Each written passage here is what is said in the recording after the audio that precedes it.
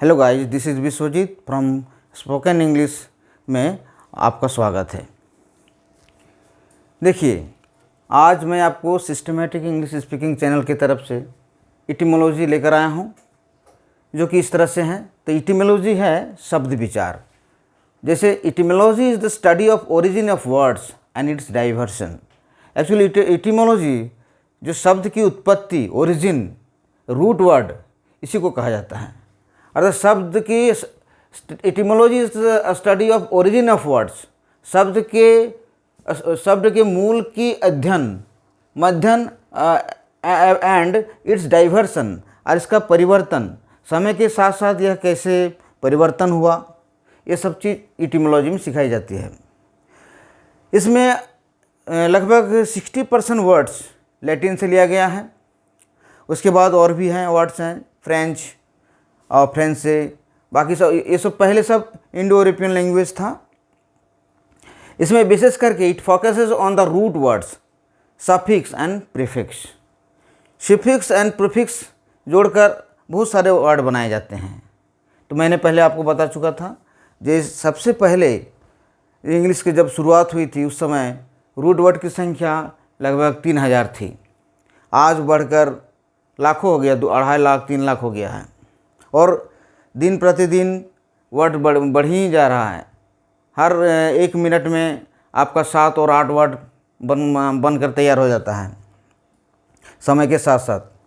तो देखिए, इसमें इटिमोलॉजी कैसे बनता है, मैं आपको यहाँ पर कुछ दिखा रहा हूँ। जैसे इगोइस्ट, ईगो मीन्स होता है सेल्फ मीन्स मैं। तो egoist means who thinks about himself, जो सिर्फ अपने बारे में समझता है, जो अपने बारे में सोचता है, उसे कहते हैं इगोइस्ट। ईगोटिस्ट किसे कहते हैं? Who only talks about himself, जो दूसरों को सुनता ही नहीं है, सिर्फ अपने ही बारे में कहता है और अपने ही बात को रखना चाहता कहीं भी। उसी तरह के आदमी को कहता है इगोटिस्ट। उसी तरह से एगोसेंट्रिक होता है, इगोटिज्म होता है। और लॉजी, देखिए लॉजी होता है स्टडी। किसी भी चीज़ की अगर स्टडी करेंगे तो वह होता है लॉजी। ये सब टर्मिनोलॉजी से लिया गया है। तो जैसे देखिए बायोलॉजी, तो बायोलॉजी लॉजी है। तो जीवन विज्ञान, तो जितने भी creature, the study of all the creatures, living creatures is called biology.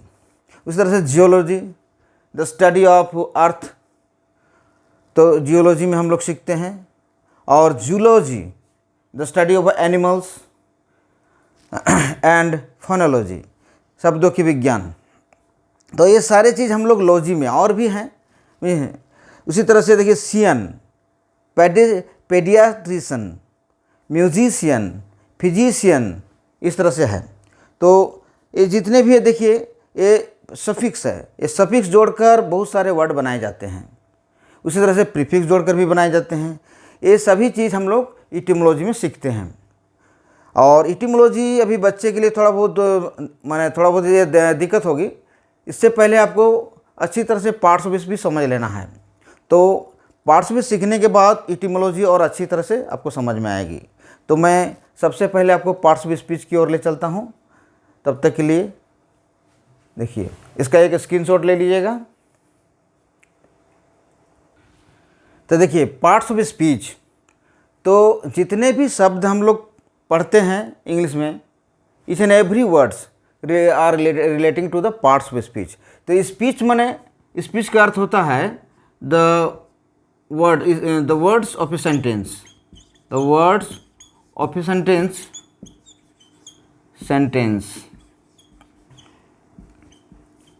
The words of sentence. किसी भी वाक्य के शब्दों को कहते हैं स्पीच। सब मिलाकर स्पीच होता है। तो इसमें एक पार्ट्स होता है। पार्ट्स जैसे नाउन, प्रोनाउन, शब्द कैसे बनते हैं।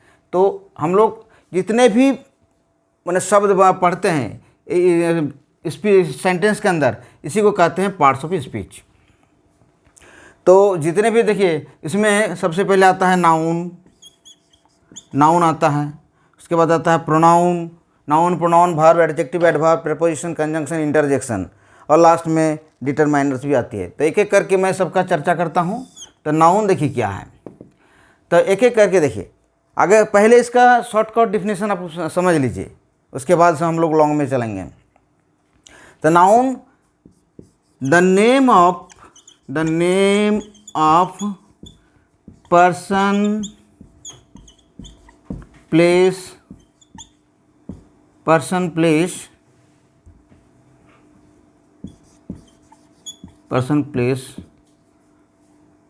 Thing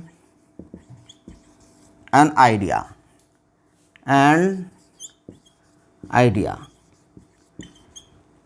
is called noun. इसी तरह से प्रोनाउन सीखेंगे, शॉर्ट डिफिनेशन याद कीजिएगा। Pronoun the word used in place of noun,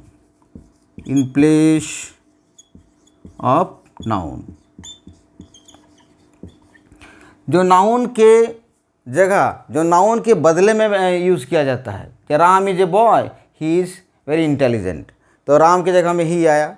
तो जो शब्द नाउन के बदले में आता है उसे प्रोनाउन कहते हैं। और वर्ब, तो वर्ब तो क्रिया है, क्रिया, तो वर्ब में भी हेल्पिंग वर्ब है, मोडाल वर्ब है, तो एक्सिलरी वर्ब है, मेन वर्ब है, तो बहुत सारे वर्ब हैं जो कि वाक्यों को बनाने में काम में आता है। तो any action, here any action is called verb. अभी फिलहाल इसको याद रखिएगा, any action is called verb. अच्छा, एडजेक्टिव, एडजेक्टिव क्या है? Adjective, it comes the word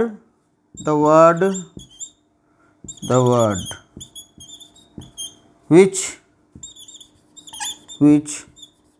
qualifies, modifies or modifies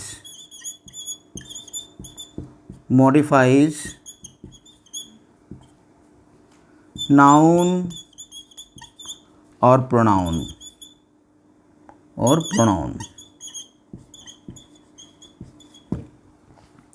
जो शब्द नाउन और प्रोनाउन की एक्स्ट्रा नॉलेज, एक्स्ट्रा जानकारी देता है उसे एडजेक्टिव कहते हैं। नाउन कैसा है? Supposing Ram, Sam is very handsome, तो हैंडसम सैम कैसे है ना, खूब सुंदर है। ही इज़ वेरी इंटेलिजेंट, वह बहुत बुद्धिमान है।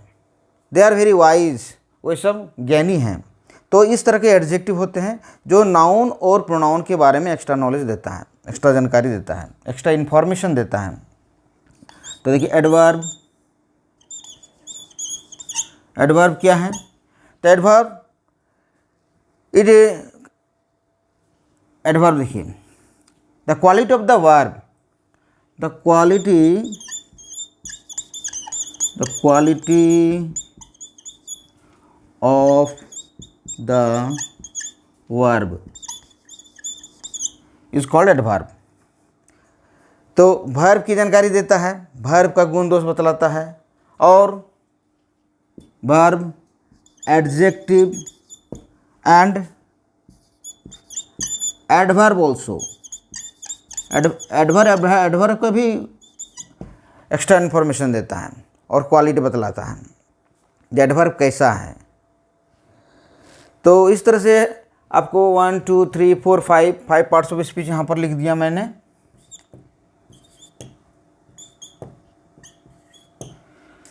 या उसके बाद बाकी अभी और लिख रहा हूँ, इसका एक स्क्रीनशॉट आप लोग ले लीजिए।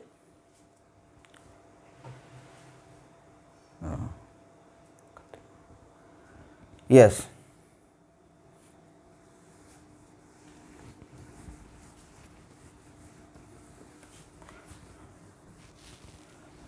अब देखिए एडवर्ब, एडवर्ब के बाद है preposition.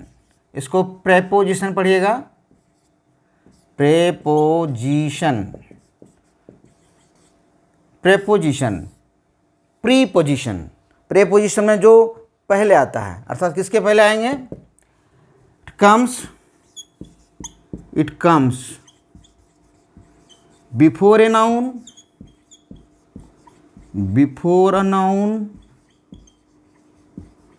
or a pronoun,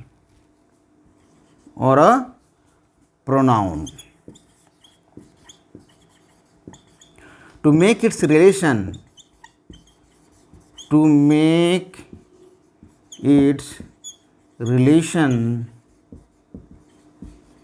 to some other words, in a sentence. Other words in a sentence.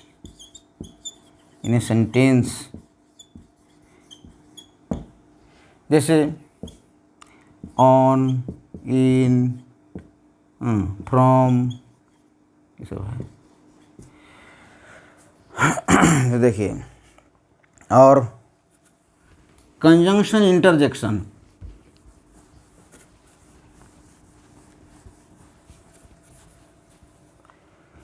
Conjunction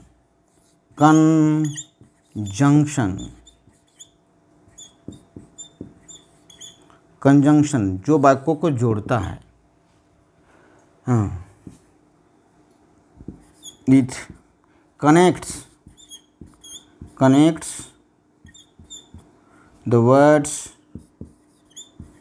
the words, phrases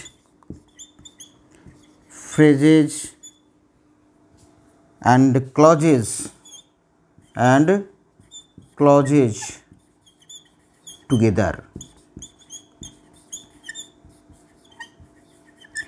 is called conjunction. तो कंजंक्शन देखिए, जैसे एग्जाम्पल के लिए एंड, बट, और भी हैं जो डिटेल्स में अगले वीडियो में बताऊंगा। अब है interjection. Interjection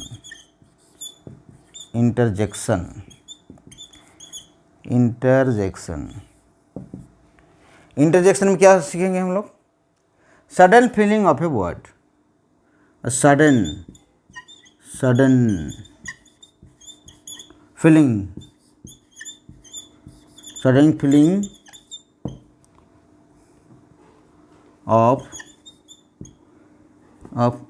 of a word, sudden feeling and और इमोशन भी कह सकते हैं, एक ही चीज़ है sudden feeling of a word. किसी शब्द को मैं एक बैग, अगर हम लोग किसी शब्द का अनुभूति करते हैं बा उसके आवेग के तरफ से, हम लोग अगर आवेग से किसी भी शब्द को अगर सोचते हैं तो इसे इंटरजेक्शन कहते हैं। जैसे हुर्री, हुर्रा पढ़ा जाता है, इसमें एक एक्सक्लेमेशन साइन दिया जाता है, विस्मयादि बोधक मार्क। तो hurrah, we have on the match,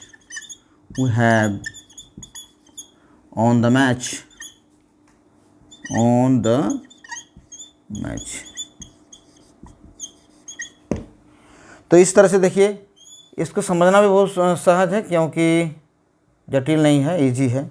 इस चिन्ह से समझिएगा। इधर जितना भी है फाई,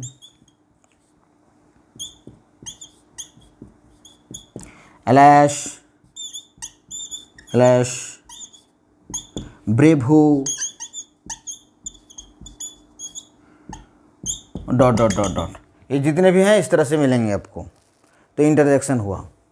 तो पार्ट्स ऑफ स्पीच की जानकारी तो आपको अच्छी तरह से होना चाहिए कि किसी भी शब्द को अगर अच्छी तरह से आप नहीं समझिएगा तो सेंटेंस आप नहीं बना सकते हैं। इसलिए हम लोग ये सब सारी चीज़ें इटिमोलॉजी में सीखते हैं। इटिज्म इसी का विस्तार रूप है।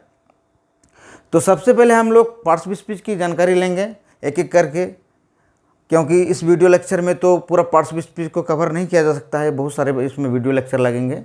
एक एक करके मैं विस्तार में बताऊंगा, क्योंकि पार्ट्स ऑफ स्पीच में अगर आप जल्दीबाजी कीजिएगा तो हर चीज़ जल्दीबाजी हो जाएगा।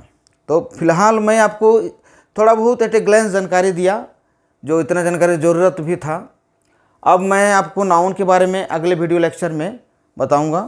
तब तक के लिए जय हिंद, थैंक यू। इसका आप स्क्रीनशॉट ले लीजिएगा।